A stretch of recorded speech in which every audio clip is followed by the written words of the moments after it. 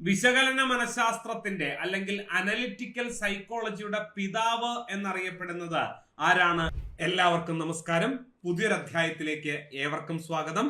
നമ്മൾ ഇന്ന് ചർച്ച ചെയ്യുന്നത് പാശ്ചാത്യ സാഹിത്യവുമായി ബന്ധപ്പെട്ട് ഏതാനും ചില വസ്തുതകളല്ല, പരീക്ഷയ്ക്ക് മുൻപ് ചോദിച്ചിട്ടുള്ള ചില ചോദ്യങ്ങളാണ്. എനിക്ക് തോന്നുന്നു നമുക്ക് കൂടുതൽ സഹായകരമാകുന്നത് ഇത്തരം ചോദ്യങ്ങളായിരിക്കും, അതിന്റെ വിശകലനങ്ങളായിരിക്കും. അല്ലാതെ ഓരോ അധ്യായവും വെച്ച് നമ്മൾ ചർച്ച ചെയ്തുകൊണ്ടിരുന്നാല് ക്ലാസ് വല്ലാതെ കണ്ട് നീണ്ടുപോകും എന്നല്ലാതെ പരീക്ഷയ്ക്ക് അത് എത്രത്തോളം പ്രയോജനപ്പെടും എന്നുള്ളതും ഒരു ചോദ്യചിഹ്നമാണ്. അപ്പൊ പരീക്ഷയ്ക്ക് മുൻപ് ചോദിച്ചിട്ടുള്ളതും ചോദിക്കാൻ സാധ്യതയുള്ളതുമായ ഏതാനും ചോദ്യങ്ങളാണ് ഇന്നത്തെ ക്ലാസ്സിലും വരുന്ന ക്ലാസ്സുകളിലും നമ്മൾ പരിശോധിക്കാൻ പോകുന്നത്. ഏവർക്കും സ്വാഗതം. പാശ്ചാത്യ സാഹിത്യം മാതൃകാ ചോദ്യങ്ങൾ. ഒന്നാമത്തെ ചോദ്യം ഒരു ചേരുംപടി ചേർക്കലുമായി ബന്ധപ്പെട്ടാണ്, മാച്ച് ദ ഫോളോവിങ്ങുമായി ബന്ധപ്പെട്ടാണ്. പട്ടിക 1 എഴുത്തുകാരന്റെ മരണം, പാഠത്തിന്റെ സർവപ്രാമാണ്യം, അബോധ മനസ്സിന്റെ ഘടന, ഭാഷയുടേതാണ്, പിന്നെ ചിഹ്നശാസ്ത്ര പഠനം എന്നിവയാണ് ഉൾപ്പെടുത്തിയിട്ടുള്ളത് എങ്കിൽ പട്ടിക 2 ദെറീദ, ലെക്കാൻ, ബാർത്ത്, ഉംബർട്ടോ എക്കോ, യുങ് എന്നിവരുടെ പേര് ഉൾപ്പെടുത്തിയിട്ടുണ്ട്. ഇത് തമ്മിൽ എങ്ങനെ കണക്ട് ചെയ്യാം എന്നുള്ളതാണ് ഒന്നാമത്തെ ചോദ്യം. കാരണം ഇങ്ങനെ ചർച്ച ചെയ്യുമ്പോൾ നമുക്ക് ദെറീദ, ലെക്കാൻ, ബാർത്ത്, ഉംബർട്ടോ എക്കോ, യുങ് എന്നിവരെ കുറിച്ചൊരു ധാരണ കിട്ടാൻ കൂടി ഈ ചർച്ച സഹായകമാകും എന്ന് ഞാൻ വിശ്വസിക്കുന്നു. പരിശോധിക്കാം. ഇങ്ങനെയാണ് ഓപ്ഷൻ തന്നിട്ടുള്ളത്. ഇതിൽ ശരിയായ ഉത്തരം ഓപ്ഷൻ എ ആണ് കേട്ടോ. ശരിയായ ഉത്തരം എഴുത്തുകാരന്റെ മരണം ആരുമായി ബന്ധപ്പെട്ടതാണ്? റൊളാങ് ബാർത്തുമായി ബന്ധപ്പെട്ടതാണ്. പാഠത്തിന്റെ സർവപ്രാമാണ്യത്തെ കുറിച്ച് പറഞ്ഞത് ദെറീദയാണ്. അബോധ മനസ്സിന്റെ ഘടന ഭാഷയുടേതാണ് എന്ന അഭിപ്രായം മുന്നോട്ട് വെച്ചത് ഴാക്ക് ലെക്കാനാണ്. അതുപോലെ ചിഹ്നശാസ്ത്ര പഠനത്തിന്റെ വക്താവ് എന്ന നിലയിൽ ഉംബർട്ടോ എക്കോയെ നമുക്ക് പരിചയപ്പെടാം. കാൾ യുങ്ങിന്റെ സവിശേഷതകളെ കുറിച്ച് വഴിയെ പറയുന്നതായിരിക്കും. അപ്പൊ ശരിയായ ഉത്തരം ഓപ്ഷൻ എ ആണെന്ന് പറഞ്ഞു. നമുക്ക് ആദ്യം ആരിലേക്ക് വരാം? ഴാക്ക് ദെറീദയിലേക്ക് വരാം. കണ്ടോ, ഴാക്കോസ് ദെറീദ പലതരത്തിൽ അദ്ദേഹത്തിന്റെ പേര് ഉച്ചരിച്ച് കാണുന്നു.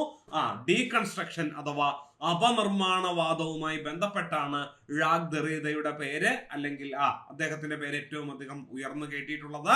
അപ്പോ അദ്ദേഹവുമായിട്ടുള്ള ഇന്റർവ്യൂ നടത്തിയിട്ടുണ്ട്. അതിന്റെ ഒരു പുസ്തകമാണ് നമുക്കിവിടെ കാണാൻ സാധിക്കുന്നത്. ആ ഇൻട്രൊഡക്ഷന്റെ അല്ലെങ്കിൽ ആ ഇന്റർവ്യൂവിന്റെ ആകത്തുകയായിട്ട് പറയുന്നത് ഇൻട്രൊഡക്ഷൻ ടു ഡീകൺസ്ട്രക്ഷൻ എന്നാണ്. അപനിർമ്മാണത്തിനുള്ള ആമുഖം എന്ന നിലയ്ക്കാണ് അതിനെ പരിഗണിക്കുന്നത്. നമുക്ക് ഴാക്ക് ദെറീദയെ ഒന്ന് പരിചയപ്പെടാം. അപനിർമ്മാണവാദം എന്ന ചിഹ്നശാസ്ത്ര രീതി രൂപം നൽകിയതിലൂടെയാണ് ദെറീദ ശ്രദ്ധേയനായത്.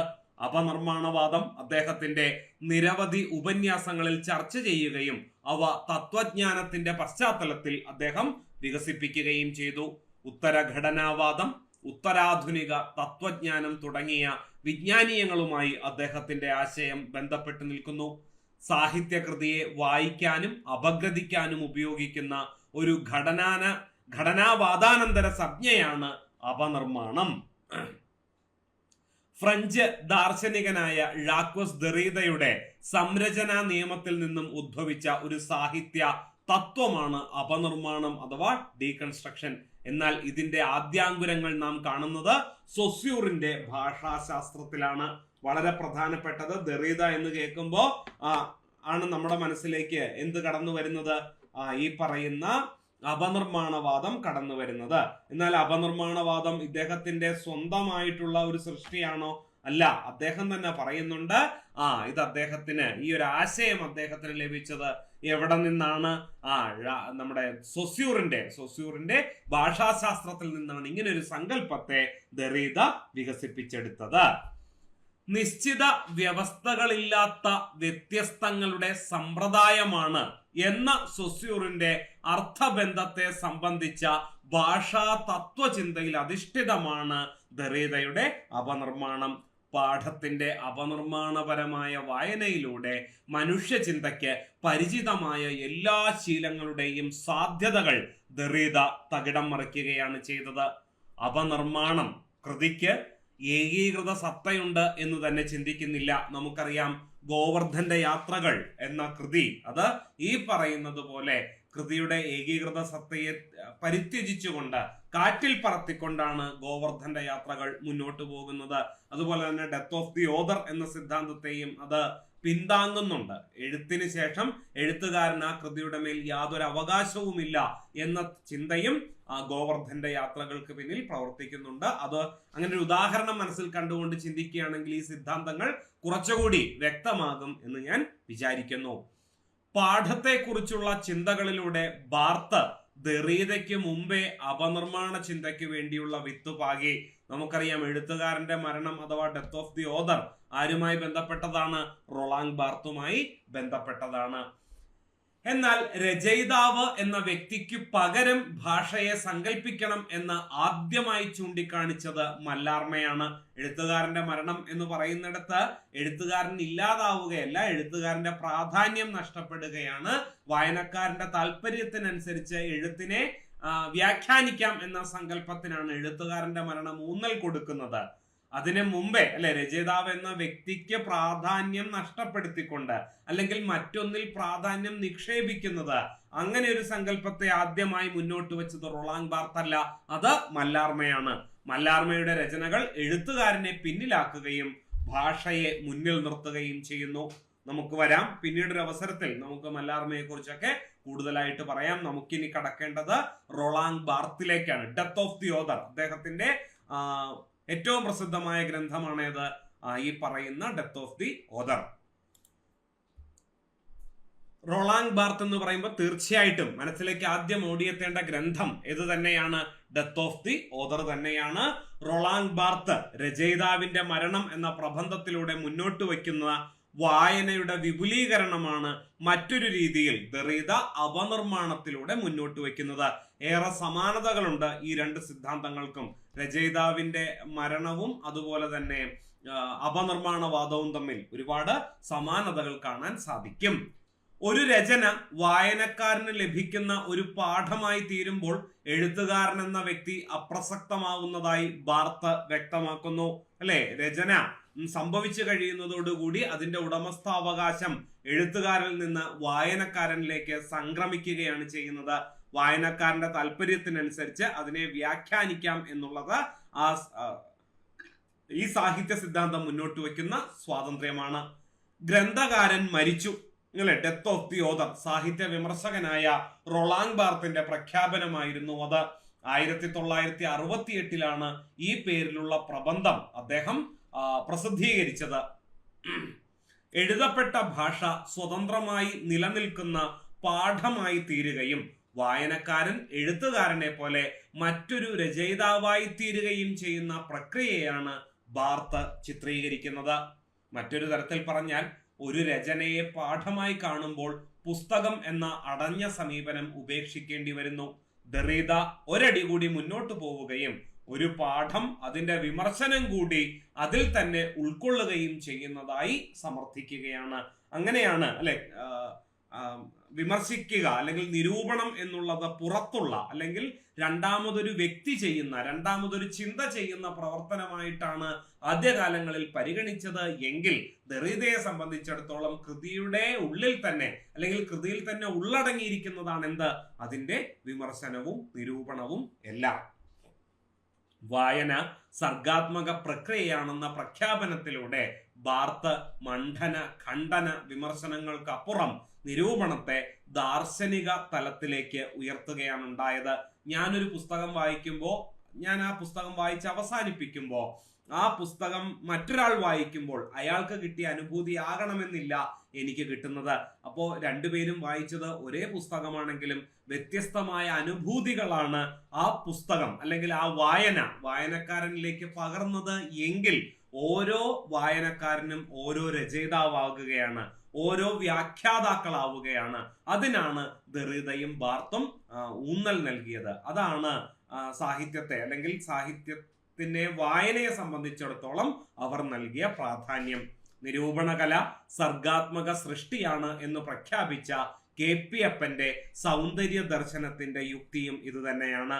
കെ.പി. അപ്പൻ പറഞ്ഞിട്ടുണ്ട് ഒരു സാഹിത്യ കൃതി എന്ന് പറയുന്നത് പോലെ തന്നെ സ്വതന്ത്രമാണ് ഒരു നിരൂപണ കൃതിയും. നിരൂപണം എന്ന് പറയുന്നത് നിരൂപകന്റെ താല്പര്യത്തിനനുസരിച്ച് ആദ്യം സൃഷ്ടിക്കപ്പെട്ട സാഹിത്യകൃതിയെ വ്യാഖ്യാനിക്കലാണ്. അത് എളുപ്പമുള്ള ഒരു ജോലിയല്ല. ഈ പറയുന്നത് പോലെ പുതിയ ഒരു സാഹിത്യ സൃഷ്ടി നിർമ്മിച്ചെടുക്കുന്നത് പോലെ തന്നെ പല ഉദ്യമങ്ങളും എന്തിന്റെ പിന്നിലുണ്ട്? നിരൂപണത്തിന്റെയും വിമർശനത്തിന്റെയും പിന്നിലുണ്ട്. സാംസ്കാരിക നിർമ്മിതികൾ അപഗ്രഥിക്കുന്നതിനുള്ള രീതിശാസ്ത്രമായി റൊളാങ് ബാർത്ത് ഘടനാവാദത്തെ അവലംബിച്ചിട്ടുണ്ട്. റൊളാങ് ബാർത്തിന്റെ പ്രധാനപ്പെട്ട രചനകൾ ഏതൊക്കെയാണ്? പരീക്ഷയ്ക്ക് ചോദിക്കാനുള്ള സാധ്യത വളരെ കൂടുതലാണ്. ഈ പറയുന്നത് പോലെ ചേരുംപടി ചേർക്കുകയിൽ ഒരു വശത്ത് അദ്ദേഹത്തിന്റെ ഗ്രന്ഥത്തിന്റെ പേരും മറുവശത്ത് രചയിതാവിന്റെ പേരും ചോദിക്കാൻ സാധ്യതയുണ്ട്. അത്തരത്തിൽ ബാർത്തിന്റെ പ്രധാനപ്പെട്ട ഗ്രന്ഥങ്ങളെ നമുക്കൊന്ന് പരിഗണിക്കാം. Element of semiology, theory of the text, from work to text, Michelet on Racine, റസലാണ് കേട്ടോ, മിഷേൽ ഓൺ റസൽ. അതുപോലെ empire of science, a lover's discourse fragments, camera lucida, പിന്നെ semiotic challenge incident, the responsibility of forms, mythologies, writing degree 0, the pleasure of the text, writing and idea, early thought എന്നിവയാണ് Roland ബാർത്തിന്റെ പ്രധാനപ്പെട്ട കൃതികൾ. ചോദിക്കാൻ സാധ്യതയുള്ളതാണ്. അടുത്ത വ്യക്തിയിലേക്ക് കടക്കുന്നു, ലെക്കാനിലേക്ക് കടക്കുന്നു. ഴാക്ക് ലെക്കാനിലേക്കാണ് ഇനി നമ്മൾ കടക്കുന്നത്. ഫ്രോയിഡിന് ശേഷമുള്ള ഏറ്റവും പ്രമുഖ മനോവിജ്ഞാന വിദഗ്ധനായിട്ടാണ് ലെക്കാനെ പരിഗണിക്കുന്നത്. ഉത്തരാധുനിക ഘടനാവാദത്തിന്റെ മുഖ്യ വക്താവായും ലെക്കാനെ പരിഗണിക്കുന്നുണ്ട്. ഫ്രോയിഡിയൻ വിമർശനം, എഴുത്തുകാരന്റെ അല്ലെങ്കിൽ കഥാപാത്രങ്ങളുടെ അവബോധം വിശകലനം ചെയ്യുമ്പോൾ ലെക്കാനിയൻ വിമർശനം പാഠത്തിന്റെ അവബോധത്തെയാണ് അപഗ്രഥിക്കുന്നത്. ലെക്കാൻ പറയുന്നത് ഫ്രോയിഡിന്റെ അടിസ്ഥാനപരമായ ഉൾക്കാഴ്ച ഉപബോധ മനസ്സിന്റെ അസ്തിത്വത്തെ പറ്റി ആയിരുന്നില്ല, മറിച്ച് ഉപബോധ മനസ്സിന്റെ ഘടനയിലായിരുന്നു എന്നാണ്. ദസ്തയോവ്സ്കിയുടെ നോവലിനെ മുൻനിർത്തി ലെക്കാൻ ബഹുസ്വരത എന്ന ഒരു പരികൽപ്പന മുന്നോട്ട് വയ്ക്കുന്നു. ബഹുസ്വരത ആരുമായി ബന്ധപ്പെട്ടതാണ്? ലെക്കാനുമായിട്ട് ബന്ധപ്പെട്ടതാണ്. നോവലിനകത്ത് ഏതെങ്കിലും ഒരു ശബ്ദത്തെ ഇതര ശബ്ദങ്ങൾക്ക് മീതെ പ്രതിഷ്ഠിക്കുന്നതിന് പകരം അനേകം ശബ്ദങ്ങൾക്ക് പാഠത്തിൽ ഒരേ സമയം മത്സരിക്കാനുള്ള അവസരമൊരുക്കുകയാണ് ആധുനികാനന്തര എഴുത്തുകാർ ചെയ്യുന്നത്. ഈ സവിശേഷത ഏറ്റവും യോജിക്കുന്ന നോവലിന് ഉദാഹരണമായിട്ട് ടി വി കൊച്ചുബാവയുടെ വൃദ്ധസദനം എന്ന നോവലിനെ പരിഗണിക്കാവുന്നതാണ്. അടുത്ത വ്യക്തിയിലേക്ക് കടക്കുന്നു, ഉംബർട്ടോ എക്കോ. ഉംബർട്ടോ എക്കോയെ നമുക്ക് കൂടുതൽ പരിചയം വി മുരളിയുടെ ഒരു സാഹിത്യ കൃതി എന്ന നിലയ്ക്കാണ്. ഉംബർട്ടോ എക്കോ എന്ന വ്യക്തിയെ നമുക്കൊന്ന് പരിഗണിക്കാം. ഇദ്ദേഹത്തിന്റെ ഏറ്റവും പ്രസിദ്ധമായ കൃതിയായിട്ട് പരിഗണിക്കുന്നത് നെയിം ഓഫ് ദ റോസ് ആണ് കേട്ടോ, നെയിം ഓഫ് ദി റോസ്. അതുകൂടാതെ Numero 0, the island of the day before എന്നിവയും അദ്ദേഹത്തിന്റെ പ്രശസ്ത സാഹിത്യ കൃതികളിൽ ചിലതാണ്. നോവലിനു പുറമെ വൈജ്ഞാനിക സാഹിത്യത്തിനും വലിയ സംഭാവനകൾ അദ്ദേഹം നൽകുകയുണ്ടായി. സാഹിത്യ വിമർശനവും സാമൂഹിക ശാസ്ത്രവും ചിഹ്നശാസ്ത്രവും സംസ്കാരവും എല്ലാം എക്കോയുടെ പഠന വിഷയങ്ങളായി. ഇതാ നോക്കിക്കേ, semiotics and the philosophy of language ആരുടെയാണ്? എക്കോയുടെയാണ്. അതുപോലെ ദ തിയറി ഓഫ് സെമിയോട്ടിക്സ് എന്ന കൃതിയുടെ കർത്താവുമാര് തന്നെയാണ് ഉംബർട്ടോ എക്കോയാണ്. അപ്പൊ സെമിയോട്ടിക്സിനെ കുറിച്ച് കുറച്ചു മുമ്പ് നമ്മൾ മറ്റൊരു പുസ്തകത്തെ കുറിച്ച് പറഞ്ഞല്ലോ, സെമിയോട്ടിക്സുമായി ബന്ധപ്പെട്ട് എലമെന്റ് ഓഫ് സെമിയോളജി അല്ലെ. എലമെന്റ് ഓഫ് സെമിയോളജി ആരുടെയാണ്? ബാർത്തിന്റെയാണ് കേട്ടോ. എലമെന്റ് ഓഫ് സെമിയോളജി റൊളാങ് ബാർത്തിന്റെയാണ്. പക്ഷെ ഇവിടെ നമ്മൾ പറഞ്ഞത് സെമിയോട്ടിക്സുമായി ബന്ധപ്പെട്ടത് അത് ലെക്കാന്റെയാണ് കേട്ടോ. ക്ഷമിക്കണം, ഉംബർട്ടോ എക്കോയുടെയാണ്. Semiotics and the philosophy of language, അതുപോലെ തിയറി ഓഫ് സെമിയോട്ടിക്സ്, ഇതിന്റെയൊക്കെ കർത്താവ് ഉംബർട്ടോ എക്കോയാണ്. ഇറ്റാലിയൻ നോവലിസ്റ്റും സാഹിത്യ വിമർശകനുമായ ഉംബർട്ടോ എക്കോ ലോകത്തിലെ മികച്ച സംജ്ഞാമീമാംസകരിൽ ഒരാളായി വിശേഷിപ്പിക്കപ്പെടുന്നത് മനുഷ്യ ജീവിതത്തിൽ ചിഹ്നങ്ങൾ വഹിച്ച പങ്കിനെ കുറിച്ചുള്ള അദ്ദേഹത്തിന്റെ ദാർശനിക ചിന്തകളാണ്. ചിഹ്നശാസ്ത്രവുമായി ബന്ധപ്പെട്ടാണ് നമ്മൾ ഉംബർട്ടോ എക്കോയെ പരിഗണിക്കുന്നത്. സൗന്ദര്യശാസ്ത്രപരമായ ഗവേഷണത്തിൽ വ്യാപൃതനായ അദ്ദേഹത്തിന്റെ ദ ഓപ്പൺ വർക്ക് എന്ന കൃതി വായന ശ്രദ്ധ നേടുകയുണ്ടായി. Semiotics and philosophy of language, a theory of semiotics നമ്മൾ നേരത്തെ കണ്ട പുസ്തകങ്ങൾ എന്നിവയും ഈ വിഷയത്തിൽ എക്കോയുടെ പ്രശസ്ത കൃതികളാണ്. ഉംബർട്ടോ എക്കോ, ഇതാണ് ഞാൻ നേരത്തെ പറഞ്ഞത്. ഉംബർട്ടോ എക്കോ എന്ന പേരിൽ ഒരു ചെറുകഥ എഴുതിയ വ്യക്തി ആരാണ്? ബി മുരളിയാണ് കേട്ടോ. വേണമെങ്കിൽ അങ്ങനെയും പരീക്ഷയ്ക്ക് ചോദ്യമായിട്ട് വരാമല്ലോ. ചേരുംപടി ചേർക്കയിൽ ഒരു വശത്തെ ഉംബർട്ടോ എക്കോയും മറുവശത്ത് ബി മുരളിയും വരാൻ സാധ്യതയുണ്ട്. അടുത്ത വ്യക്തി കാൾ യുങ് ആണ്. കാൾ യുങ് വിശകലന മനഃശാസ്ത്രത്തിന്റെ അല്ലെങ്കിൽ അനലിറ്റിക്കൽ സൈക്കോളജിയുടെ പിതാവ് എന്നറിയപ്പെടുന്നത് ആരാണ്? കാൾ യുങ് ആണ്. ഫ്രോയിഡിന് ശേഷം ലോകത്ത് ഏറ്റവും പ്രശസ്തനായ മനഃശാസ്ത്രജ്ഞനാര് എന്ന് ചോദിച്ചാൽ അതിന്റെ ഉത്തരവും കാൾ യുങ് തന്നെയാണ്. യുങ്ങിന്റെ രീതിയെ അവലംബിച്ചുകൊണ്ടാണ് മലയാളത്തിൽ ലീലാവതി ടീച്ചർ നിരൂപണ രംഗത്തേക്ക് കടന്നു വന്നതും അതുപോലെ ആദിപ്രരൂപങ്ങളെ പറ്റിയും മറ്റും നിരൂപണം നടത്തിയതും. മനുഷ്യ മനസ്സിന്റെ ഘടനയ്ക്ക് 3 ഭാഗങ്ങളുണ്ട് എന്നാണ് യുങ്ങിന്റെ സിദ്ധാന്തം പറയുന്നത്. ഏതൊക്കെയാണ്? അഹം, വൈയക്തികതാബോധം, സഞ്ചിതാബോധം എന്നിങ്ങനെ മനസ്സിന്റെ ഘടനയെ 3ആയിട്ട് അദ്ദേഹം തിരിക്കുന്നുണ്ട്. ബോധ മനസ്സിനെ അഹം എന്ന് പറയുന്നു.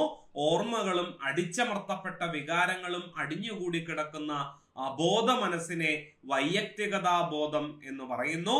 മനുഷ്യന് പൊതുവായിട്ടുള്ളതിനെയാണ് സഞ്ചിതാബോധം എന്ന് വിളിക്കുന്നത്.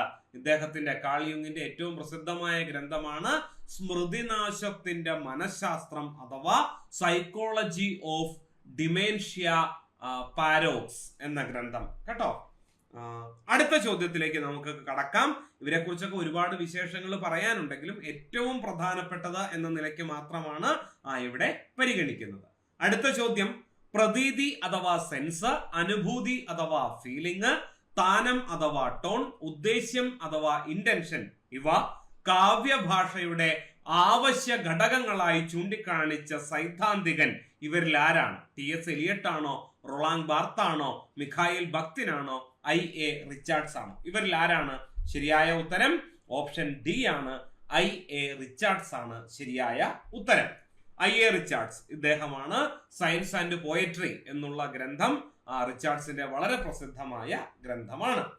ആധുനിക സാഹിത്യ വിമർശനത്തിലെ ഏറ്റവും ശക്തനായ സാഹിത്യ ചിന്തകനാണ് I.A. റിച്ചാർഡ്സ്. ശാസ്ത്രത്തിന്റെ ആരാധകനായി നിന്നുകൊണ്ട് നമ്മളൊക്കെ സാഹിത്യം പഠിക്കുന്ന സമയത്ത് എന്താണ് അധ്യാപകർ പറഞ്ഞുകൊണ്ടിരുന്നത്? സാഹിത്യത്തെ പഠിക്കുന്ന നേരത്ത് ക്ലാസ് മുറിയുടെ പുറത്തു വച്ച് ശാസ്ത്രത്തെ കുഴിച്ചു മൂടിയതിനു ശേഷം മാത്രമേ സാഹിത്യ ക്ലാസ്സിലേക്ക് കയറാവൂ. അങ്ങനെയാണെങ്കിൽ വിമർശകനായ I.A. റിച്ചാർഡ്സ് ഒരു പുതുമ കൊണ്ടുവന്നത് ശാസ്ത്രത്തിൽ നിന്നുകൊണ്ട്, ശാസ്ത്രത്തെ അവലംബമാക്കിക്കൊണ്ട് എങ്ങനെ സാഹിത്യകൃതികളെ പരിഗണിക്കാം എന്ന നിലയിലാണ്. ശാസ്ത്രത്തിന്റെ ആരാധകനായി നിന്നുകൊണ്ട് കവിതയ്ക്ക് ഒരു പുതിയ മൂല്യകൽപ്പന നൽകി എന്നതാണ് I.A. റിച്ചാർഡ്സിന്റെ ഏറ്റവും വലിയ നേട്ടം.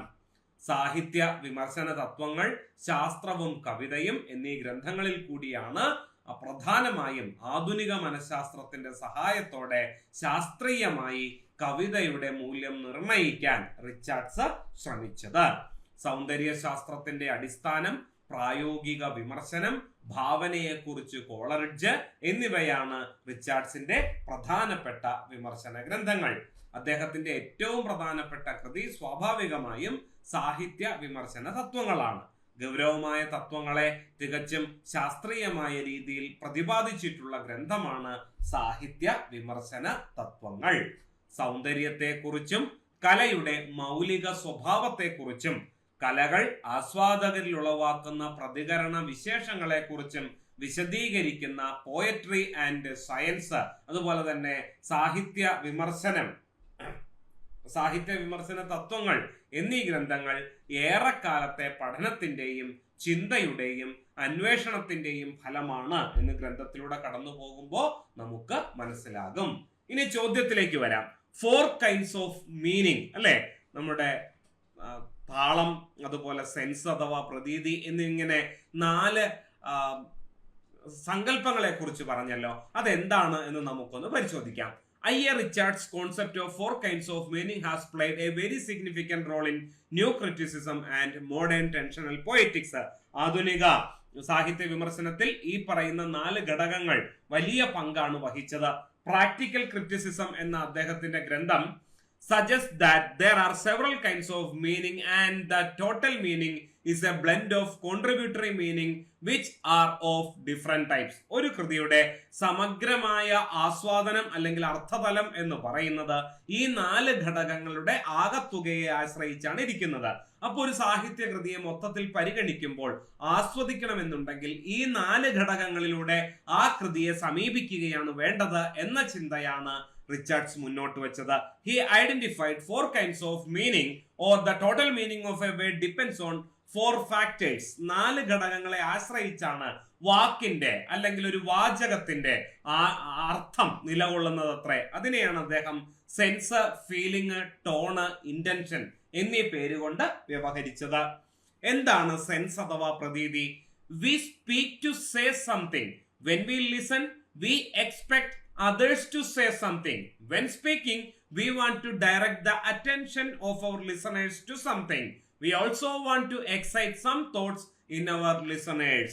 നമ്മൾ സംസാരിക്കുന്ന സമയത്ത്, അല്ലെ, നമുക്ക് സംസാരിക്കാൻ ആഗ്രഹമുള്ള സമയത്ത് നമ്മൾ എന്ത് ചെയ്യുകയാണ്? മറ്റുള്ളവർ നമ്മളെ ശ്രദ്ധിക്കണം എന്ന് നമ്മൾ ആഗ്രഹിക്കുകയാണ്. അതേസമയം നമ്മൾ കേൾക്കുന്ന സമയത്ത് മറ്റുള്ളവരെന്തെങ്കിലും സംസാരിക്കണം എന്ന് നമ്മൾ ആഗ്രഹിക്കുകയാണ്. സംസാരിക്കുന്ന സമയത്ത് മറ്റുള്ളവരിൽ ഒരു ആശ്ചര്യമുളവാക്കുന്ന രീതിയിൽ, ശ്രദ്ധ പിടിച്ചു പറ്റുന്നതിന് വേണ്ടി ഒരു ആശ്ചര്യമുളവാക്കുന്ന രീതിയിൽ നമ്മുടെ ചിന്തകളെ അവതരിപ്പിക്കാനും നമ്മൾ ശ്രദ്ധിക്കുന്നു. What speaker or other speaks is sense. ഈ പറയുന്ന, അല്ലെ, പറയുന്ന ആൾ പറയുന്നത് എന്തോ അതിനെയാണ് പ്രതീതി അഥവാ സെൻസ് എന്നുള്ളത് കൊണ്ട് റിച്ചാർഡ്സ് ഉദ്ദേശിച്ചത്. The thing that the writer literally conveys is sense. എന്താണോ എഴുത്തുകാരൻ എഴുത്തിലൂടെ സംക്രമണം ചെയ്യാൻ അല്ലെങ്കിൽ വിനിമയം ചെയ്യാൻ ആഗ്രഹിക്കുന്നത് അതിനെയാണ് സെൻസ് എന്ന് വിളിച്ചത്. Here the speaker speaks to arouse the reader's thought. The language is very straightforward, which is descriptive. This language is not poetic. അതായത് വായനക്കാരനെ ഉദ്ദീപിപ്പിക്കുന്ന ചിന്തകൾ അത് ഉയർത്തിവിടുക എന്നുള്ളതാണ് സാഹിത്യത്തിന്റെ ലക്ഷ്യം. അത് സ്ട്രെയിറ്റ് ഫോർവേഡ്, അല്ലെ, അത് നേരെ പോ എന്നൊരു മട്ടിലുള്ളതാണ്. അത് ഒരു കാരണവശാലും എന്തല്ല, പോയറ്റിക് അഥവാ ആലങ്കാരികമല്ല. Words are used to direct the hearer's attraction upon some state of affairs or to excite them. അല്ലെ, കേൾവിക്കാരന്റെ ഈ പറയുന്ന അട്രാക്ഷനെ, ആകർഷണത്തെ അല്ലെങ്കിൽ അയാളുടെ ശ്രദ്ധയെ പിടിച്ചു നിർത്താൻ കഴിവുള്ള വാക്കുകളായിരിക്കണം സാഹിത്യകാരൻ ഉപയോഗിക്കേണ്ടത് എന്നൊരു ചിന്തയാണ് സെൻസ് അഥവാ പ്രതീതി എന്ന പദത്തിലൂടെ റിച്ചാർഡ്സ് ഉദ്ദേശിച്ചത്. ഇനി ഫീലിംഗ് അഥവാ അനുഭൂതിയിലേക്ക് വന്നാലോ? Feeling is writers emotional attitude towards the subject. എഴുത്തുകാരന്റെ ആ ഒരു മാനസികമായ വൈകാരികമായ താല്പര്യത്തെയാണ്, വിഷയത്തോടുള്ള താല്പര്യത്തെയാണ് അനുഭൂതി എന്ന് റിച്ചാർഡ്സ് വിളിച്ചത്. It means writer's attachment or detachment to the subject is feeling. പറയുന്ന വിഷയത്തോട് എഴുത്തുകാരൻ എത്രമാത്രം പ്രതിപത്തിയുണ്ട്, ആ പ്രതിപത്തിയെയാണ്. അത് ചിലപ്പോ എന്തായിരിക്കാം, കൃതിയോടുള്ള അല്ലെങ്കിൽ കഥാപാത്രങ്ങളോടുള്ള അടുപ്പമായിരിക്കാം, അല്ലെങ്കിൽ കഥാപാത്രങ്ങളുടെ സ്വഭാവത്തോടുള്ള വിയോജിപ്പായിരിക്കാം. എന്തുവായിക്കൊള്ളട്ടെ, താല്പര്യമായിക്കൊള്ളട്ടെ, വിയോജിപ്പായിക്കൊള്ളട്ടെ, അതിനെയാണ് റിച്ചാർഡ്സ് എന്ത് വിളിച്ചത്? അനുഭൂതി അഥവാ ഫീലിംഗ് എന്ന് വിളിച്ചത്. അതൊരു എക്സ്പ്രഷൻ ആണ്. The speaker or writer uses language to express his views. നേരത്തെ സൂചിപ്പിച്ചതുപോലെ, പ്രതീതിയിൽ പറഞ്ഞതുപോലെ, എന്താണോ എഴുത്തുകാരന്റെ ഉള്ളിൽ ഉള്ളത്, അല്ലെ, ആ ഫീലിംഗ്. അതുകൊണ്ടാണല്ലോ തന്നതില്ല പരൻ ഉള്ളു കാട്ടുവാൻ ഒന്നുമേ നരൻ ഉപായം ഈശ്വരൻ എന്ന് കുമാരനാശാൻ പാടിയത്. അല്ലെ, തന്റെ ഉള്ളിലുള്ള അവസ്ഥയെ, തന്റെ ഉള്ളിലുള്ള ആശയങ്ങളെ പകർന്നു നൽകുന്നതിന് വേണ്ടിയിട്ടാണ് എഴുത്തുകാരൻ അഥവാ വ്യാഖ്യാതാവ് എന്ന് പറയണ്ട, നമുക്ക് സ്രഷ്ടാവ് എന്ന് തന്നെ പറയാം. സാഹിത്യ സ്രഷ്ടാവ് എന്ത് ചെയ്യുന്നത്? അദ്ദേഹത്തിന്റെ ഭാഷ ഉപയോഗിക്കുന്നത്. This language is emotive, poetic and literary also. Here only rhyme cannot make poetry to be a good. Emotion is equally important, especially in lyric poem. Emotion plays vital role. അതായത് ഒരു സാഹിത്യ സൃഷ്ടി അനുവാചകനിലേക്ക് എത്തിച്ചേരുന്നത്, ഹൃദയത്തിൽ ചെന്ന് പതിക്കുന്നത് റൈമിംഗ് വേർഡ്സ് അല്ലെങ്കിൽ പ്രാസങ്ങളുടെ സമഗ്രമായ പ്രയോഗം കൊണ്ട് മാത്രമല്ല. രൂപഭദ്രതാവാദത്തിൽ നിന്ന് അകന്നു നിൽക്കുന്നു. അതിൽ പറയുന്ന ആശയം, അല്ലെ, ആശയം അത് വ്യക്തമായി അവതരിപ്പിക്കാൻ ആർക്ക് സാധിക്കണം? എഴുത്തുകാരന് സാധിക്കണം. ഈ പറയുന്ന വൈകാരികമായ അല്ലെ, നമ്മൾ പല സിനിമയൊക്കെ കണ്ടിട്ട് നമ്മൾ പറയാറുണ്ട് ഒരു ഇമോഷണൽ അറ്റാച്ച്മെന്റ് എനിക്ക് ആ സിനിമയോട് തോന്നിയില്ല എന്ന് പറയാറുണ്ട്. അത് യഥാർത്ഥത്തിൽ ആ സാഹിത്യ കൃതിയുടെ അല്ലെങ്കിൽ ആ സാഹിത്യ സൃഷ്ടിയുടെ പരാജയമാണ് എന്നാണ് റിച്ചാർഡ്സിന്റെ അഭിപ്രായം. എല്ലാവർക്കും എല്ലാ കൃതിയും ഒരേപോലെ ആസ്വദിക്കാൻ സാധിക്കണമെന്നില്ല എന്നുള്ളത് മറ്റൊരു തലം. പക്ഷേ വായനക്കാരനെ അല്ലെങ്കിൽ പ്രേക്ഷകനെ സംബന്ധിച്ചിടത്തോളം അത് അയാളുടെ ഇമോഷനെ തൃപ്തിപ്പെടുത്തുന്നതായിരിക്കണം എന്ന് റിച്ചാർഡ്സ് പറയുന്നു. ഇനി എന്താണ് ടോൺ അഥവാ താനം എന്നുള്ളത് കൊണ്ട് റിച്ചാർഡ്സ് ഉദ്ദേശിച്ചത്? അത് attitude of speaker towards his listener. വായനക്കാരനോടുള്ള എഴുത്തുകാരന്റെ താല്പര്യത്തെയാണ് എന്ത് വിളിച്ചത്? താനം അഥവാ ടോൺ എന്നുള്ളത് കൊണ്ട് റിച്ചാർഡ്സ് ഉദ്ദേശിക്കുന്നത്. There is a kind of relation between speaker and listener. Since speaker is aware of his relationship with language and with the listener, he changes the level of words as the level of audience changes. It means tone varies from listener to listener. അതായത് ഒരു എഴുത്തുകാരനെ സംബന്ധിച്ചിടത്തോളം ഏത് വായനക്കാരനാണ്, ഏത് തരത്തിലുള്ള വായനക്കാരനാണ് തന്റെ കൃതി വായിക്കാൻ പോകുന്നത് എന്നതിനെ കുറിച്ച് കൃത്യമായ ഒരു ധാരണ എഴുത്തുകാരനുണ്ടാകും. എല്ലാ സാഹിത്യ സൃഷ്ടിയും നടക്കുന്നത് എല്ലാ വിധത്തിലുള്ള വായനക്കാരെ അല്ലെങ്കിൽ പ്രേക്ഷകരെ തൃപ്തിപ്പെടുത്താനായിരിക്കില്ല. പിന്നെയോ ഓരോ സാഹിത്യകൃതിക്കും കൃത്യമായ ലക്ഷ്യസ്ഥാനങ്ങളുണ്ട്. അതായത് കൃത്യമായ താല്പര്യങ്ങളുള്ള വായനക്കാരുണ്ട് എന്നുള്ളതാണ്.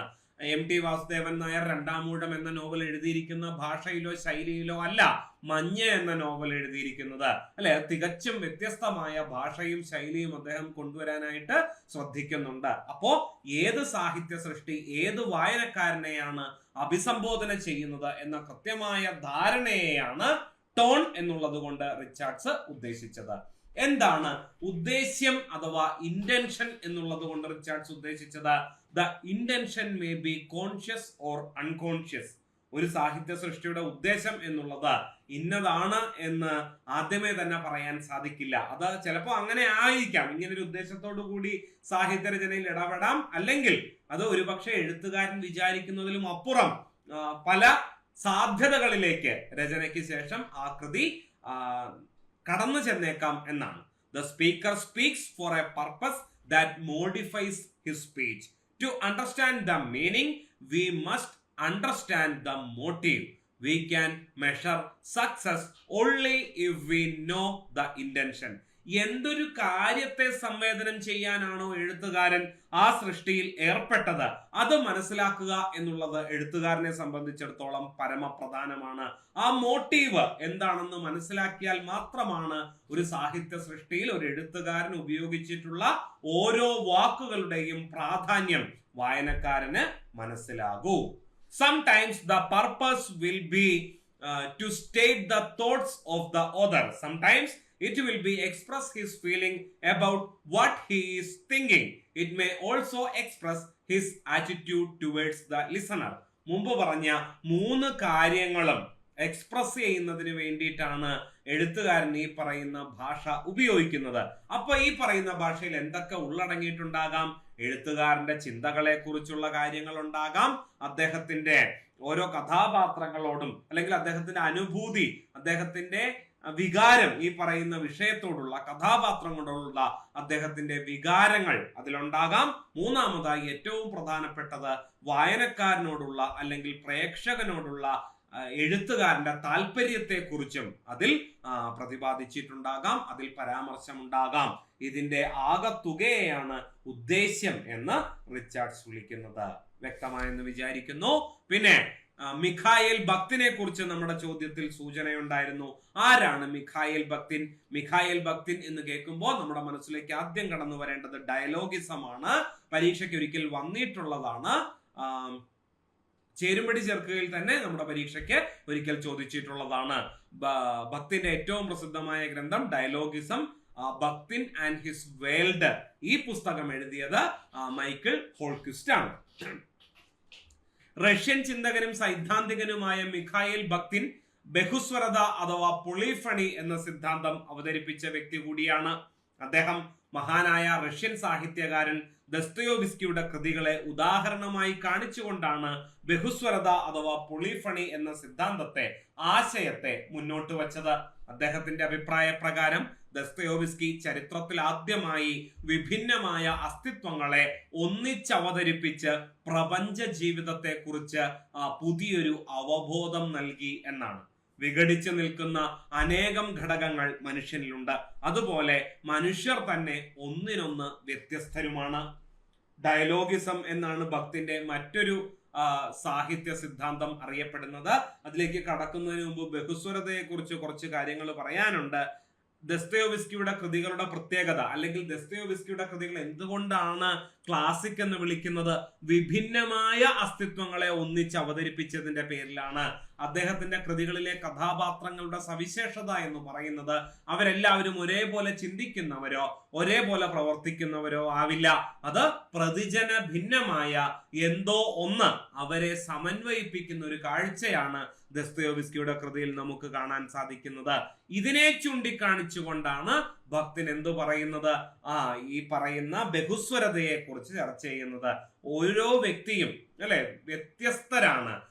സഹൃദയത്വത്തെയൊക്കെ നമുക്ക് ഇങ്ങോട്ട് വേണമെങ്കിൽ ചേർത്ത് വെച്ചുകൊണ്ട് വ്യാഖ്യാനിക്കാൻ സാധിക്കും എന്ന് തോന്നുന്നു. ഒരു കൃതി സാഹിത്യകാരൻ സൃഷ്ടിക്കുന്നത് എല്ലാവരിലേക്കും അല്ലെങ്കിൽ എല്ലാവർക്കും ഒരുപോലെ ആസ്വദിക്കാൻ സാധിക്കാത്തത് എന്തുകൊണ്ടാണ്? ഈ പറയുന്ന സഹൃദയത്വത്തിന്റെ കയറ്റ ഇറക്കങ്ങൾ കൊണ്ടാണ്.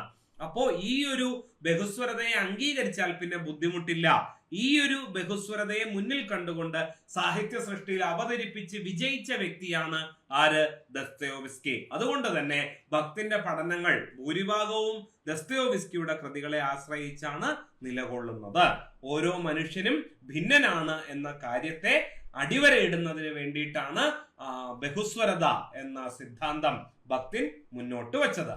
അതുപോലെ തന്നെ ഡയലോഗിസം. എന്താണ് ഡയലോഗിസം?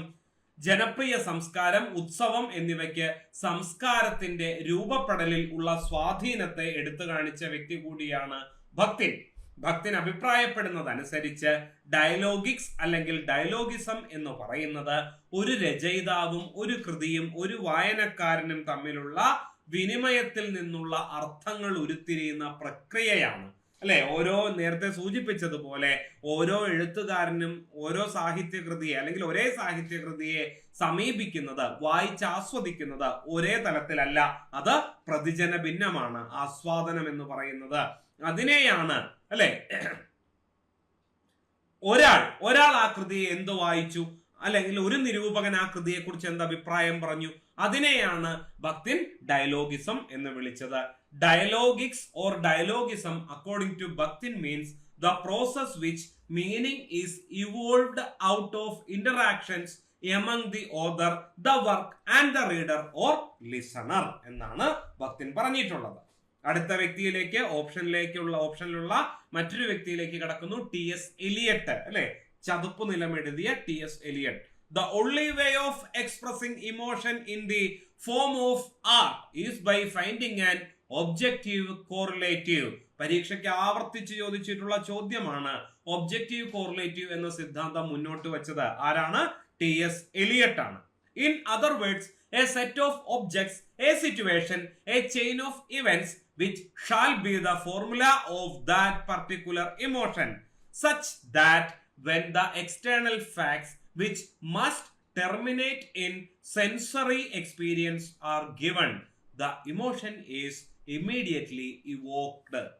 ഒരു സാഹിത്യ സൃഷ്ടി ആസ്വദിക്കണമെങ്കിൽ അല്ലെങ്കിൽ ഒരു സാഹിത്യ സൃഷ്ടി ആശയം വിനിമയം ചെയ്യണമെന്നുണ്ടെങ്കിൽ ഒബ്ജക്റ്റീവ് കോറിലേറ്റീവ് കണ്ടെത്തുക എന്നുള്ളതാണ് പരമപ്രധാനമായ അല്ലെങ്കിൽ പ്രാഥമികമായി പരിഗണിക്കേണ്ട വിഷയം എന്നാണ് ടി.എസ്. എലിയട്ട് പറയുന്നത്. എന്താണ് ഈ ഒബ്ജക്റ്റീവ് കോറിലേറ്റീവ് കൊണ്ട് അദ്ദേഹം ഉദ്ദേശിക്കുന്നത്? വഴിയെ പറയാം. ഇംഗ്ലീഷ് സാഹിത്യം പൊതുവേയും വിമർശനം പ്രത്യേകിച്ചും പാരമ്പര്യം എന്ന സംജ്ഞയെ ശരിക്ക് വിലയിരുത്തിയിട്ടില്ല എന്ന് പ്രസ്താവിച്ചുകൊണ്ടാണ് എലിയട്ട് വിമർശനം ആരംഭിക്കുന്നത്. സർഗാത്മക സൃഷ്ടിയേക്കാൾ ഒട്ടും പിന്നിലല്ല വിമർശനം എന്ന് തന്നെ നേരത്തെ നമ്മുടെ കെ.പി. അപ്പനെ അടക്കമുള്ളവർ പറഞ്ഞതുപോലെ ടി.എസ്. എലിയട്ടും അഭിപ്രായപ്പെടുന്നു. നേരെ മറിച്ച് സൃഷ്ടിയോടൊപ്പം തന്നെയാണ് വിമർശനത്തിന്റെയും സ്ഥാനം. കവിത ആത്മാവിഷ്കാരമാണ് എന്ന കാൽപ്പനിക സിദ്ധാന്തത്തെ പാടെ നിരസിച്ച വ്യക്തി കൂടിയാണ് ആര്? ടി.എസ്. എലിയട്ട്. വികാരങ്ങളെ അഴിച്ചുവിടുന്നതല്ല, വികാരങ്ങളിൽ നിന്നുള്ള രക്ഷപ്പെടലാണത്രേ കവിത. നമ്മുടെ കോളറിഡ്ജും മറ്റും മുന്നോട്ട് വച്ച ആശയത്തെ, അല്ലെ, വികാരങ്ങളുടെ കവിഞ്ഞൊഴുകൽ അല്ല, പിന്നെയോ അതിൽ നിന്നുള്ള രക്ഷ നേടലാണ്.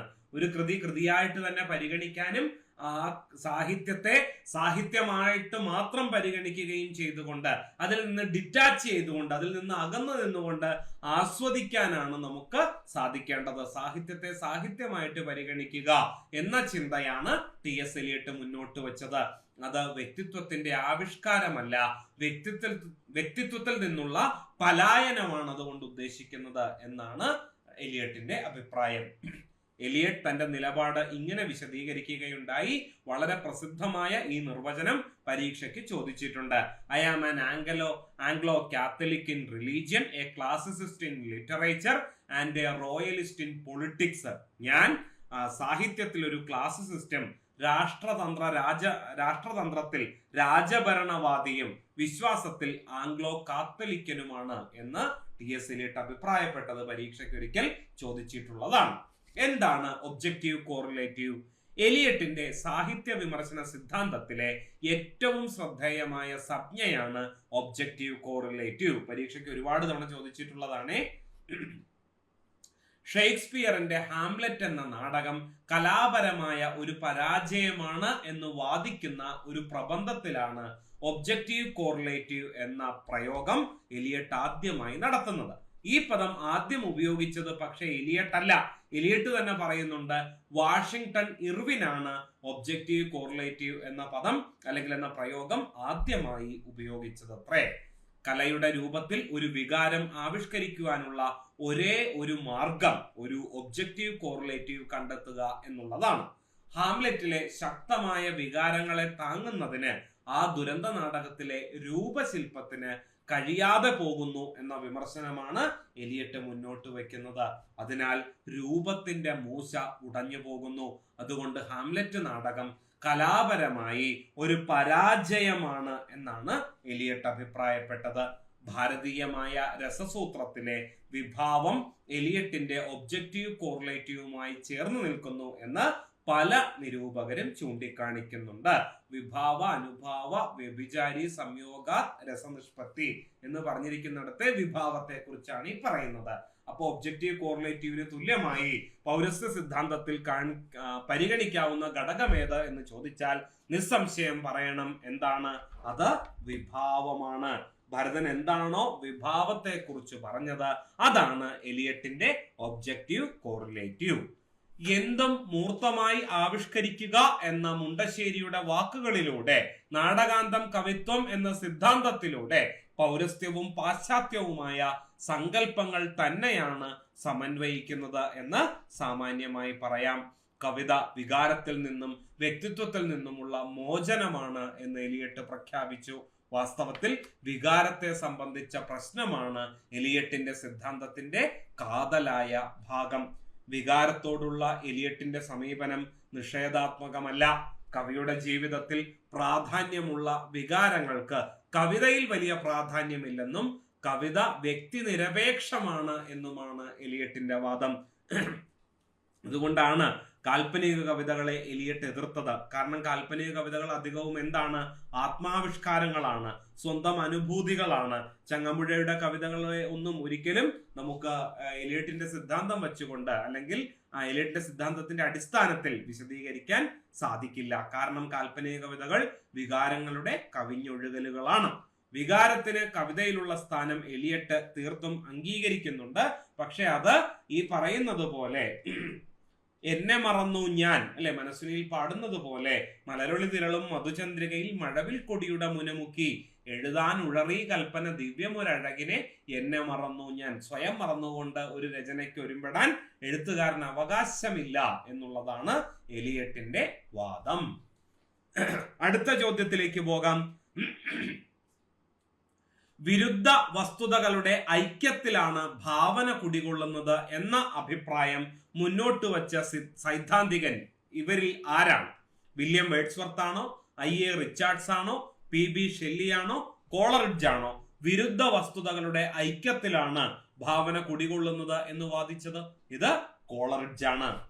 കോളറിഡ്ജ്, സാമുവൽ കോളറിഡ്ജ്, അദ്ദേഹത്തിന്റെ ഏറ്റവും പ്രസിദ്ധമായ ഗ്രന്ഥം, പലയാവർത്തി പരീക്ഷയ്ക്ക് ചോദിച്ചിട്ടുള്ള ഗ്രന്ഥം ബയോഗ്രാഫിയ ലിറ്ററേറിയ എന്ന ഗ്രന്ഥത്തിന്റെ കർത്താവ് ആര് എന്നാണ്? സാമുവൽ ടൈലർ കോളറിഡ്ജ് എന്ന കോളറിഡ്ജ് ആണ് ബയോഗ്രാഫിയ ലിറ്ററേറിയ എന്ന ഗ്രന്ഥത്തിന്റെ കർത്താവ്. പലയാവർത്തി ചോദിച്ചിട്ടുണ്ട്. ഇദ്ദേഹത്തിന്റെ പ്രസിദ്ധമായ സിദ്ധാന്തം അവിശ്വാസത്തിന്റെ അവധിയെടുക്കൽ അഥവാ സസ്പെൻഷൻ ഓഫ് ഡിസ്ബിലീഫ് ആണ് എന്ന പ്രയോഗം ഉൾപ്പെടെ സാഹിത്യ ചിന്തയിൽ ഏറെ പ്രചാരം കിട്ടിയ പല പ്രയോഗങ്ങളും പദങ്ങളും കോളറിഡ്ജിന്റെ കണ്ടെത്തലുകളായിട്ടുണ്ട്. കോളറിഡ്ജിന്റെ പ്രധാനപ്പെട്ട വിമർശന ഗ്രന്ഥങ്ങൾ പരീക്ഷയ്ക്ക് ചോദിക്കാൻ സാധ്യതയുള്ളതാണ്. പേരൊന്ന് നോട്ട് ചെയ്യണം: lectures on Shakespeare and others, Biographia Literaria, the friend, table talks, letters, aids and reflections, confession of an enquiring spirit, anima poetae. Anima poetae വളരെ പ്രധാനപ്പെട്ടതാണ്, പരീക്ഷയ്ക്ക് ചോദിച്ചിട്ടുള്ളതാണ്. പിന്നെ സിബിലൈൻ ലീവ്സ് എന്നിവയാണ് അദ്ദേഹത്തിന്റെ പ്രധാനപ്പെട്ട ഗ്രന്ഥങ്ങൾ. ഇവയിൽ ഷേക്സ്പിയറിനെ കുറിച്ച് രചിച്ച പ്രഭാഷണ ലേഖനങ്ങളിലും ബയോഗ്രാഫിയ ലിറ്ററേറിയ എന്ന ഗ്രന്ഥത്തിലുമാണ് കോളറിഡ്ജിന്റെ പ്രധാനപ്പെട്ട വിമർശന സിദ്ധാന്തങ്ങളൊക്കെയും അവതരിപ്പിച്ചിരിക്കുന്നത്. അതുകൊണ്ടാണ് ബയോഗ്രാഫിയ ലിറ്ററേറിയ പരീക്ഷയ്ക്ക് ചോദിച്ചിട്ടുള്ളതാണ് എന്ന് പറഞ്ഞത്. അനിമ പോയറ്റെ എന്ന പുസ്തകത്തിന്റെ മുഖചിത്രം നമുക്കിവിടെ കാണാം. കോളറിഡ്ജിന്റെ അഭിപ്രായത്തിൽ ഭാവന രണ്ട് തരത്തിലുണ്ട്: പ്രാഥമിക ഭാവനയും ദ്വിതീയ ഭാവനയും. എന്താണ് പ്രാഥമിക ഭാവന? ഇന്ദ്രിയങ്ങളിൽ കൂടിയുള്ള വസ്തു സ്വഭാവ ബോധത്തിന്റെ ജീവത്തായ സിദ്ധിയും പ്രധാന പ്രതിനിധിയെയുമാണ് കോളറിഡ്ജ് എന്ത് വിളിച്ചത്? പ്രാഥമിക ഭാവന എന്ന് വിളിച്ചത്. എന്താണ് ദ്വിതീയ ഭാവന? ശക്തിയിലും പ്രവർത്തന രീതിയിലും വ്യത്യാസം കാണിക്കുന്ന ദ്വിതീയ ഭാവന പ്രകൃതിയെ അതിന്റെ ഹിതത്തിനനുസരിച്ച് മാറ്റിക്കളയുന്നു. നൂതനമായി ഒന്നും നിർമ്മിക്കാൻ വേണ്ടി, ആദർശ രൂപം നൽകാനും ഏകീകരിക്കാനും വേണ്ടി തീവ്രയത്നം നടത്തുന്ന ഈ ഭാവന എല്ലാറ്റിനെയും ലയിപ്പിക്കുകയും ഉടയ്ക്കുകയും ഉരുക്കുകയും ചെയ്യുന്നു. ഇവിടെ നമ്മൾ ഒരു വാക്ക് പരിചയപ്പെടും. എന്താണത്? Esemplastic imagination. എന്താണ് esemplastic imagination? To shape into one. കണ്ടോ, നേരത്തെ പറഞ്ഞില്ലേ വിരുദ്ധമായ, അല്ലെ? ചോദ്യം തന്നെ അതായിരുന്നല്ലോ. എന്തായിരുന്നു ചോദ്യത്തിൽ നമ്മൾ കണ്ടത്? വിരുദ്ധ വസ്തുതകളുടെ ഐക്യം. കണ്ടോ, വിരുദ്ധമായ, പരസ്പര വിരുദ്ധം എന്ന് തോന്നുന്ന മറ്റു പലതുകളെയും എസംപ്ലാസ്റ്റിക്, അല്ലെ, ഇമാജിനേഷന്റെ എല്ലാത്തിനെയും കൂടി ഉരുക്കി ഉടച്ച് ഒന്നാക്കി അവതരിപ്പിക്കലാണ് ആരുടെ അവതരണം? കോളറിഡ്ജിന്റെ അവതരണം എന്ന് പറയുന്നത്. അതിനെക്കുറിച്ചാണ് നമ്മൾ പറയുന്നത് എസംപ്ലാസ്റ്റിക് ഇമാജിനേഷൻ. എസംപ്ലാസ്റ്റിക് ഇമാജിനേഷൻ പലതിനെയും to shape into one ആണ്. പല വികാരങ്ങളെയും കൂടി ഉരുക്കി ഒന്നാക്കി തീർക്കുന്ന പ്രക്രിയ. ഇങ്ങനെ ഭാവനയെ വിശുദ്ധ ശക്തിയല്ല, വിരുദ്ധ ശക്തികളുടെ, ഒരു സ്പെല്ലിംഗ് മിസ്റ്റേക്ക് സംഭവിച്ചതാണ്, വിരുദ്ധ ശക്തികളുടെ തുലനാവസ്ഥയും ഭിന്നിച്ചു നിൽക്കുന്ന ഭാവനകളുടെ വ്യഞ്ജനവും സൃഷ്ടിക്കുന്ന ഒന്നാണ് എന്ന് സൂചിപ്പിച്ചുകൊണ്ട് കവി ഭാവനയ്ക്ക് മനഃശാസ്ത്രപരമായ വ്യാഖ്യാനം നൽകുകയാണ് കോളറിഡ്ജ് ചെയ്തത്. ആംഗല വിമർശനത്തിന് കോളറിഡ്ജ് നൽകിയ വലിയ സംഭാവന ഇതാണ് എന്ന് പിൽക്കാല നിരൂപകനായ MH എംബ്രാസ് പറയുന്നുണ്ട്. എസംപ്ലാസ്റ്റിക് ഇമാജിനേഷൻ മറക്കരുത്. ആ പ്രയോഗം പരീക്ഷയ്ക്ക് ചോദിക്കാൻ സാധ്യതയുള്ളതാണ്. മുൻപ് പരീക്ഷയ്ക്ക് ചോദിച്ചിട്ടുള്ളതായി അറിവില്ല, പക്ഷെ വളരെ പ്രധാനപ്പെട്ടതാണ്. കോളറിഡ്ജുമായി ബന്ധപ്പെട്ട് എസംപ്ലാസ്റ്റിക് ഇമാജിനേഷൻ. ഗ്രാമീണ ജീവിതത്തിന്റെ നൈസർഗിക സ്വഭാവത്തെ കാവ്യഭാഷയിൽ ബന്ധപ്പെടുത്തിക്കൊണ്ടുള്ള വില്യം വേർഡ്സ്വർത്തിന്റെ ചിന്തയുടെ നേരെയുള്ള ആക്രമണം ബയോഗ്രാഫിയ ലിറ്ററേറിയ എന്ന ഗ്രന്ഥത്തിലെ പ്രധാനപ്പെട്ട ഒരു ഭാഗമാണ്. വില്യം വേർഡ്സ്വർത്തും കോളറിഡ്ജും ചേർന്ന് നിന്നുകൊണ്ട്, അല്ലെ, ഗ്രന്ഥരചന നടത്തിയിട്ടുള്ളതിനെ കുറിച്ചൊക്കെ നമുക്ക് ധാരണയുണ്ട്. പക്ഷെ ബയോഗ്രാഫിയ ലിറ്ററേറിയ എന്ന ഗ്രന്ഥം, അതിലെ ഒരു പ്രധാനപ്പെട്ട ഭാഗത്ത് വേർഡ്സ്വർത്തിനെ വിമർശിക്കുന്ന കോളറിഡ്ജിനെ നമുക്ക് കാണാൻ സാധിക്കും എന്നാണ്. നിയോ ക്ലാസിക് കാവ്യശൈലിയുടെ പോരായ്മയെ കുറിച്ചുള്ള വേർഡ്സ്വർത്തിന്റെ അഭിപ്രായത്തോട് കോളറിഡ്ജിന് യോജിപ്പുണ്ട്. പക്ഷേ കവിത നൈസർഗിക വികാരങ്ങൾക്ക് വിധേയരായവരുടെ നൈസർഗിക ഭാഷയാണെന്നും കവി ഗ്രാമീണ ജീവിതത്തിന്റെ ലാളിത്യത്തെയാണ് ചിത്രീകരിക്കേണ്ടത് എന്നുമുള്ള അഭിപ്രായത്തോട്, വില്യം വേർഡ്സ്വർത്തിന്റെ അഭിപ്രായത്തോട് കോളറിഡ്ജിന് യോജിക്കാൻ സാധിക്കുന്നില്ല. എല്ലാ വിഷയങ്ങളും എങ്ങനെയാണ് ഗ്രാമീണ ഭാഷയിൽ അവതരിപ്പിക്കാനാവുക? കഥാപാത്രങ്ങൾക്കും കഥാസന്ദർഭങ്ങൾക്കും അനുസൃതമായി ഭാഷ ലാളിത്യത്തെ പൂകുകയോ അല്ലെങ്കിൽ ചടുലതയെ പുൽകുകയോ വേണം എന്നുള്ളതാണ് കോളറിഡ്ജിന്റെ അഭിപ്രായം. ഇനി ഗ്രാമീണരായതുകൊണ്ട് തന്നെ കഥാപാത്രങ്ങൾ നല്ലവരായിരിക്കണമെന്നുണ്ടോ? ഇല്ല, യാതൊരു നിർബന്ധവുമില്ല. എല്ലാ ഗ്രാമീണരും നല്ലവരുമല്ല, എല്ലാ നാഗരികരും മോശപ്പെട്ട ആൾക്കാരുമല്ല. വേർഡ്സ്വർത്തിന്റെ ചില കാവ്യങ്ങളിലെ കഥാപാത്രങ്ങൾ ഗ്രാമീണരായതുകൊണ്ട് മാത്രമല്ല ആസ്വാദകരെ ആകർഷിക്കുന്നത്, അവരെല്ലാം അരിസ്റ്റോട്ടിൽ വിശേഷിപ്പിച്ച ആദർശവൽക്കരിച്ച വ്യക്തികളായതുകൊണ്ടാണ്. പ്രാദേശികതയും പരുക്കൻ സ്വഭാവവും നീക്കം ചെയ്ത ഒരു ഭാഷയെയാണ് കാവ്യഭാഷയായി സ്വീകരിക്കേണ്ടത് എന്ന വേർഡ്സ്വർത്തിന്റെ വാദത്തിലെ അർത്ഥരാഹിത്യത്തെ കോളറിഡ്ജ് ഇവിടെ വിമർശിച്ചിരിക്കുന്നത് നമുക്ക് കാണാം. ഭാവനയെയും കാവ്യഭാഷയെയും കുറിച്ചുള്ള കോളറിഡ്ജിന്റെ അഭിപ്രായം ആധുനിക വിമർശനത്തെ ശക്തമായി തന്നെ സ്വാധീനിച്ചിട്ടുണ്ട്. ആദ്യത്തെ മോഡേൺ ക്രിറ്റിസിസ്റ്റ് കോളറിഡ്ജ് ആണ് എന്ന് അഭിപ്രായപ്പെട്ടത് ഹേമാനാണ് കേട്ടോ. വില്യം വേർഡ്സ്വർത്തിലേക്ക് വരുമ്പോൾ വില്യം വേർഡ്സ്വർത്തിനെ കുറിച്ച് പറയുമ്പോഴാണ് നമ്മൾ ലിറിക്കൽ ബല്ലാഡ്സിനെ കുറിച്ച് പറയുന്നത്. ലിറിക്കൽ ബല്ലാഡ്സ് എഴുതിയത് ഇവർ രണ്ടുപേരും ചേർന്നാണ്, വേർഡ്സ്വർത്തും സാമുവൽ ടൈലർ കോളറിഡ്ജും. ഇതിന്റെ ആമുഖത്തിലാണ് വേർഡ്സ്വർത്തിന്റെ അഭിപ്രായങ്ങളോടുള്ള തന്റെ വിമർശനത്തെ കോളറിഡ്ജ് ചൂണ്ടിക്കാണിച്ചത്. ഈ പുസ്തകത്തിലാണ് പരീക്ഷയ്ക്ക് ആവർത്തിച്ച് ചോദിച്ചിട്ടുള്ള ഈ ആമുഖത്തിലാണ് poetry is the spontaneous overflow of powerful emotions അഥവാ feelings, it taken its origin from emotion recollected in tranquillity എന്ന പ്രസിദ്ധമായ നിർവചനം ആര് മുന്നോട്ട് വെച്ചത്? നമ്മുടെ വേർഡ്സ്വർത്ത് മുന്നോട്ട് വെച്ചത്. ഒരുപാട് തവണ പരീക്ഷയ്ക്ക് ചോദിച്ചിട്ടുള്ളതാണ്. 19-ാം നൂറ്റാണ്ടിലെ യൂറോപ്പിനെ കാൽപ്പനികതയിലേക്ക് വഴി നടത്തിച്ചുകൊണ്ട് ലിറിക്കൽ ബല്ലാഡ്സ് എന്ന സമാഹാരത്തിലെ ആമുഖത്തിൽ സാമുവൽ ടൈലർ കോളറിഡ്ജും വില്യം വേർഡ്സ്വർത്തും ചേർന്ന് ഇങ്ങനെ എഴുതി: അതുവരെ ഉണ്ടായിരുന്ന ഇംഗ്ലീഷ് സാഹിത്യത്തിലെ കാവ്യസങ്കല്പത്തെ തിരുത്തി കുറിക്കുകയായിരുന്നു ഇതിലൂടെ ലക്ഷ്യം വെച്ചത്. ഗ്രാമീണ ജീവിതങ്ങളെയും അധ്വാനിക്കുന്ന കർഷകരെയും അതിസങ്കീർണമായ വരികളുടെ അകമ്പടിയില്ലാതെ ലളിതമായി അവതരിപ്പിക്കുകയായിരുന്നു റൊമാന്റിക് പ്രസ്ഥാനത്തിലൂടെ വേർഡ്സ്വർത്തും കോളറിഡ്ജും ചെയ്തത്.